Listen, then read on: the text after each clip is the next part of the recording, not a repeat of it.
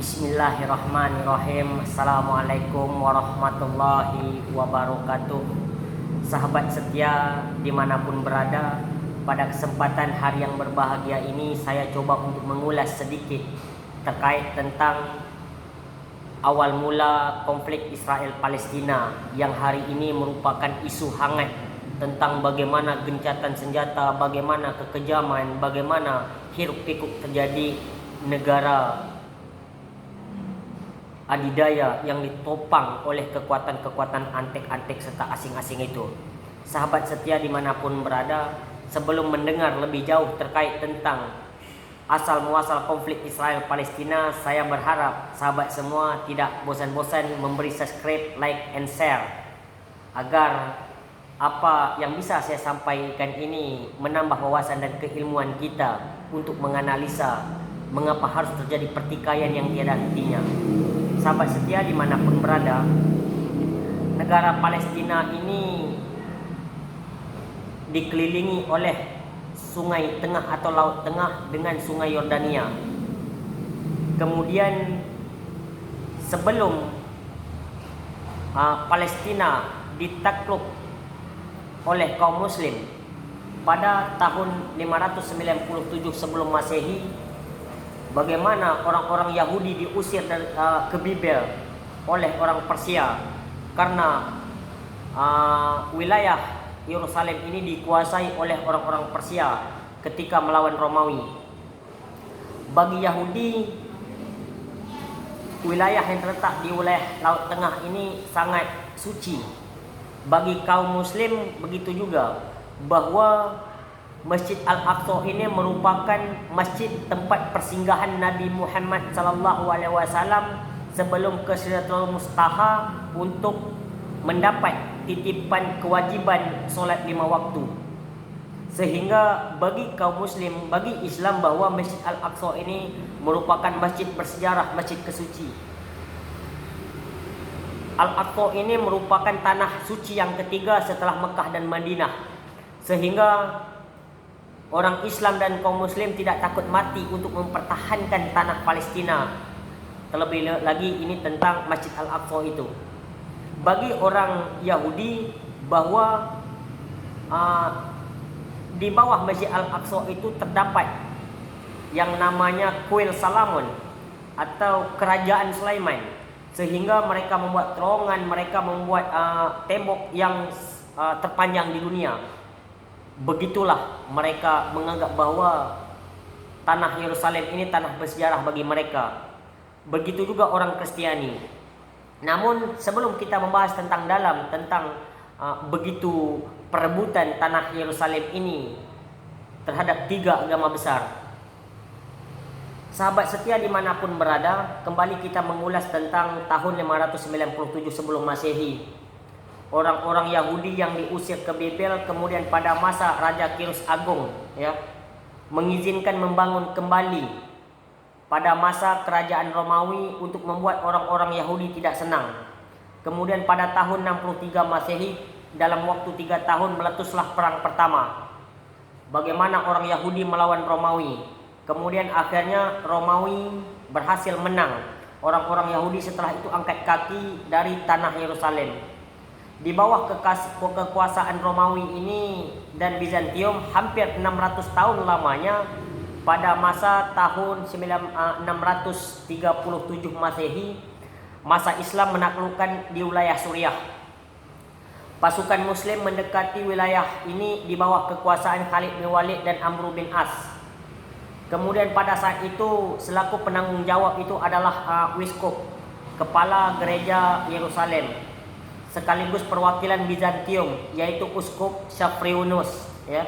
Saat itu wilayah Yerusalem, untuk menyerahkan wilayah Yerusalem ini kepada Umar bin Khattab, maka Uskup atau penanggung jawab daripada tanah Yerusalem ini meminta Umar bin Khattab datang langsung baru bisa diserahkan tanah itu, meskipun sudah dikalahkan oleh Amr bin As dan Khalid bin Walid.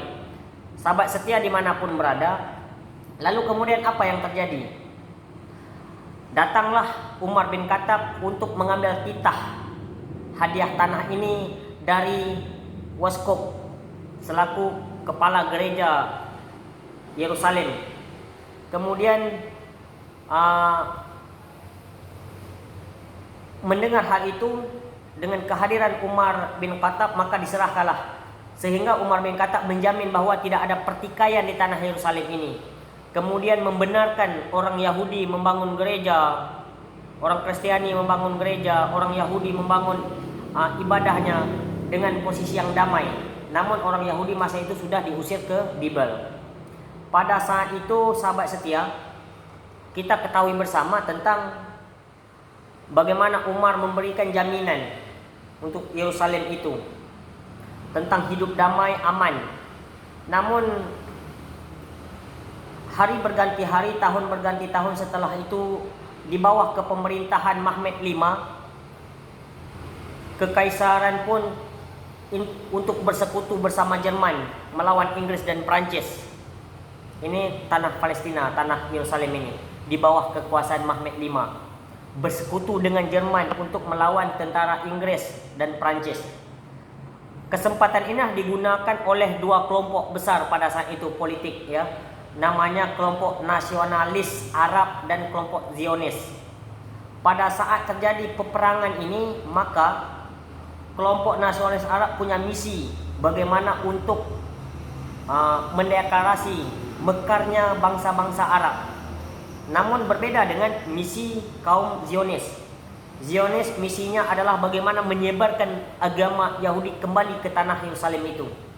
Sahabat setia dimanapun berada, apa yang terjadi selanjutnya?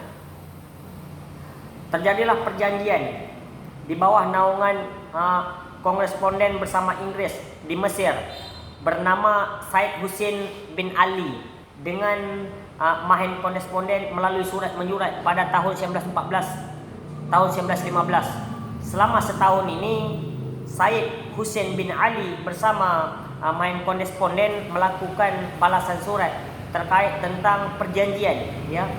Pada tahun 1916 Inggris dan Perancis menandatangani lagi surat perjanjian yang awal tadi, dengan isinya bertolak belakang dengan perjanjian yang dilakukan oleh Said Hussein bin Ali dengan mahen koresponden ini.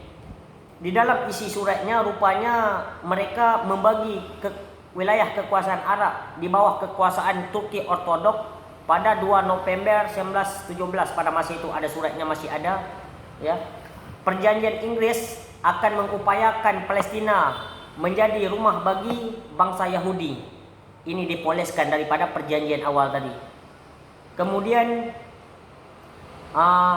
perjanjian Inggris ini rupanya secara tidak langsung membuka ruang kepada Yahudi untuk mengambil alih kekuasaan Palestina. Yahudi mengambil alih wilayah Palestina pada tahun 1917. Deklarasi platform ini pada tahun 1920 ada perjanjian Turki Ortodok dengan sekutu terkait perjanjian awal dimasukkan ke dalam perjanjian yang kedua. Apa yang terjadi, sahabatku sekalian? Setelah perang pertama usai, di bawah Turki Ortodok, Iran dan Palestina menjadi kekuasaannya, ya.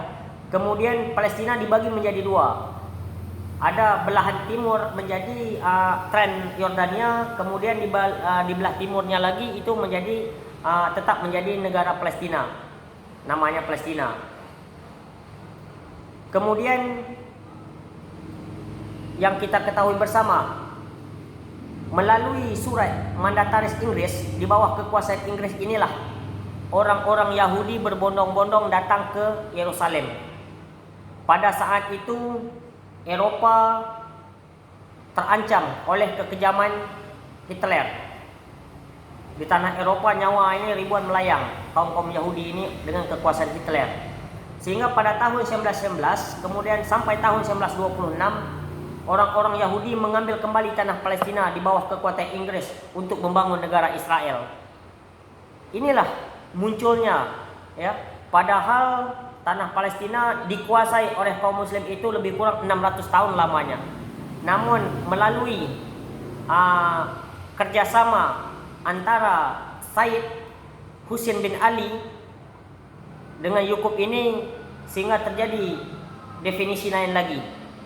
Akhirnya pertikaian inilah membuat kesempatan orang-orang Yahudi tahun 1945, 46, 47 akhirnya menguasai tanah Palestina, sehingga asli Palestina menjadi kecil karena didekking oleh orang-orang Inggris pada saat kekuasaan itu. Jika kita menganalisa bahwa peristiwa perebutan kekuasaan tanah Yerusalem ini sebenarnya sedikit naif, akibat daripada Turki Ortodok membuka ruang untuk mendiplomasi bersama Jerman.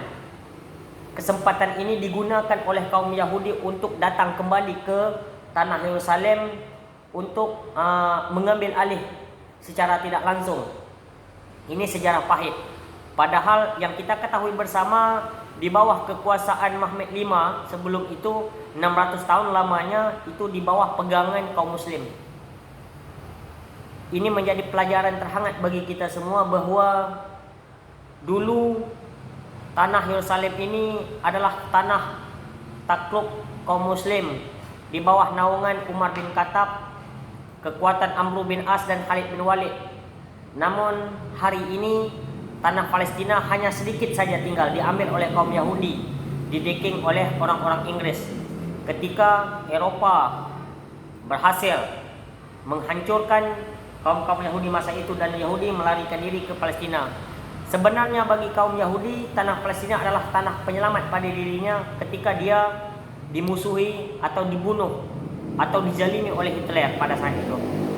Sehingga rekan-rekan semua menyadari bahwa ketika kita berbicara tentang Palestina hari ini, kita akui bahwa secara legal standing bahwa tanah Palestina, tanah Yerusalem itu adalah tanah kaum muslim di bawah perebutan muslim. Namun akibat daripada dekingan kaum Inggris direbut oleh Yahudi kembali, sehingga Yahudi membuat negara besar dan akhirnya membesar, sehingga kaum Palestina, orang muslim di Palestina terzalimi yang kita ketahui hari ini. Ini adalah sejarah singkat. Secara kesimpulan kita bisa ngambil bahwa ini tergantung daripada keputusan PBB. Apakah permusuhan PBB kepada Muslim atau kepada Yahudi? Dan kita bisa menjawabnya secara dari hati kita masing-masing. Tentunya tanpa doa, tanpa dukungan, tanpa kekuatan kita bersama-sama, kita tidak bisa kembali menyelamatkan tanah Palestina, yaitu tanah sejarahnya Islam. Tapi kita juga berharap Tuhan membantu kita dalam perjuangan ini, meminta supaya tanah Palestina dikembalikan kepada kaum muslim, sehingga Masjid Al-Aqsa, masjid yang suci, tanah yang suci ketiga setelah Mekah Madinah ini kembali mendapat kedamaian dan mendapat kemenangan. Demikian sahabatku sekalian terkait tentang sejarah konflik Israel Palestina. Dan kita menyadari bahwa tidak punya dasar bagi kaum Yahudi untuk merebut dan merampas tanah Palestina. Demikian sahabatku sekalian, ini adalah segelintir pemahaman yang saya ketahui terkait tentang awal muasal konflik Israel Palestina. Padahal Palestina hanya mencatut pada saat dia dizalimi oleh Hitler. Demikian sahabatku sekalian, segala kekilafan saya mohon maaf. Billahi taufiq wal hidayah. Assalamualaikum warahmatullahi wabarakatuh.